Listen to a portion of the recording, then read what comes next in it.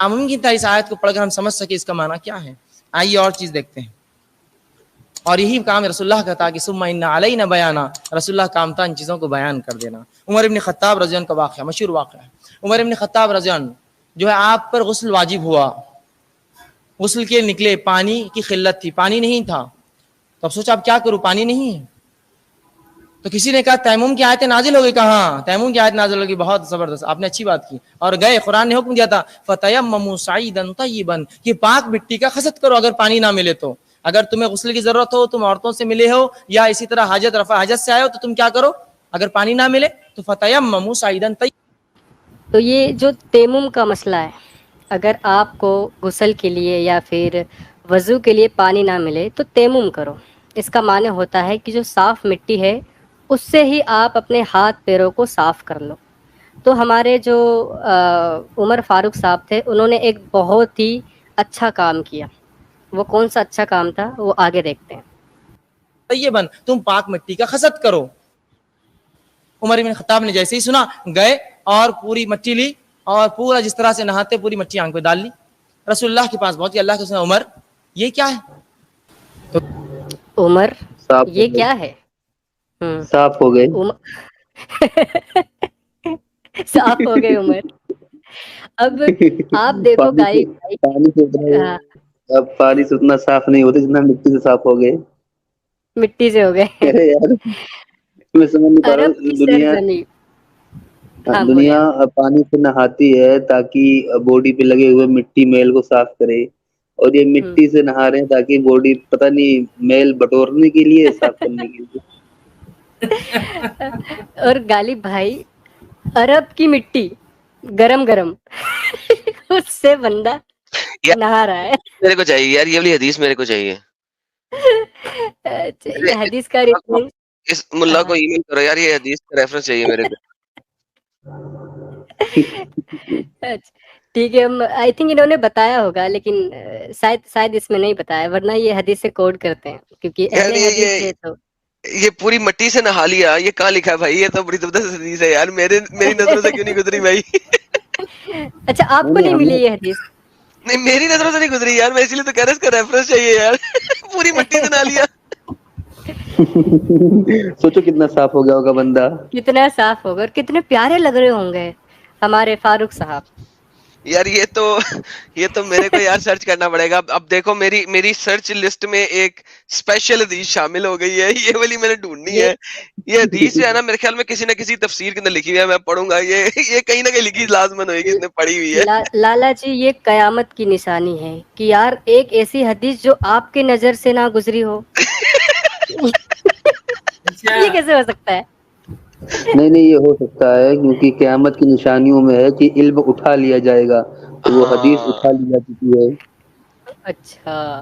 اچھا علم کے ساتھ ساتھ چلو اب چھوڑو، میں کیا کہوں. چلیے ہم آگے سنتے ہیں. تو کہ اللہ کے رسول پانی نہیں تھا، تیمم کر کے آؤں. تو کہا یہ تیمم کا طریقہ نہیں عمر، یہ طریقہ نہیں ہے. تیمم کرنا ہو تو مٹی پہ ہاتھ مارو، چہرے پر ہاتھ پھیرو، سیدھا ہاتھ اور الٹا ہاتھ، یہ تیمم ہے.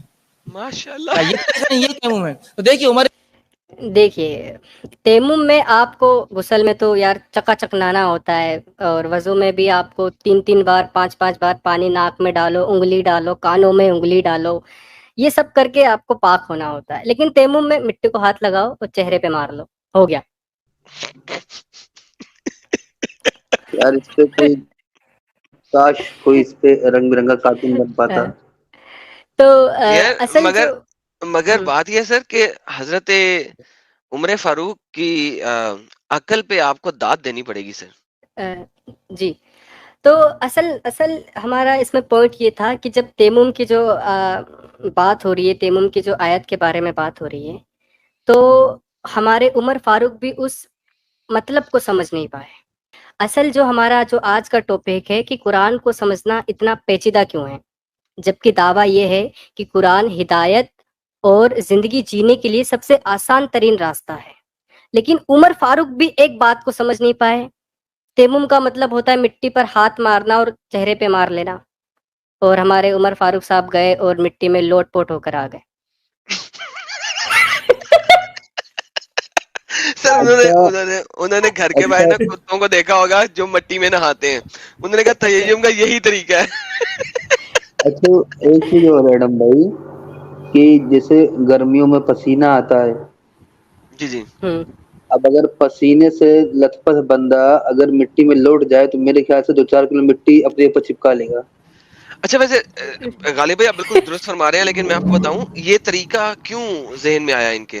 गालिब साहब आप देखें उस जमाने में, अगर आप देखें तो 6वीं सदी ईस्वी में वो क्या देख रहे हैं, वो देख रहे हैं जो गधे हैं उनको जब नहाना होता है तो वो मट्टी में रोल पोट होते हैं। वो देख रहे हैं कि जब कुत्ते अपने आप को साफ करना चाहते हैं तो वो मट्टी में रोल पोल हो रहे हैं। तो अगर आप देखें तो वो जानवरों को देख के समझने की कोशिश कर रहे हैं कि मट्टी में किसी किस्म की शिफा है, लिहाजा अगर पानी ना मिले तो ये जानवर मट्टी में रोल पोल होकर अपने आप को साफ कर लेते हैं, तो इंसान भी मट्टी में रोल पोल होकर अपने आप को साफ कर सकता है। Sir you see what I am telling you, आप समझ रहे हैं मैं क्या बता रहा हूँ आपको? बेशक बेशक। कुदरत का कानून। हाँ लेकिन जो गालिब भाई ने कहा कि अरब में इतनी गर्मी, बंदा पसीने में जाके मिट्टी में वो लोटपोट हुआ, तो गरम गरम मिट्टी जब पसीने के साथ चिपकेगी तो बंदा कैसे, मतलब पाक साफ कैसे होगा? तो रेत थी ना, मट्टी नहीं थी, रेत थी। अच्छा, रेत चिपकती नहीं है? रेत चिपकती नहीं है ना, वो उतर जाती है। अरे पसीने पे चिपकती है रेत। अच्छा पसीने पे चिपकती है। गालिब साहब को एस्केप गोट कोई ना देना आप हैं। एडम भाई हमने भी बीच वाले बहुत वीडियोस देखे हैं, चिपकती है रेत।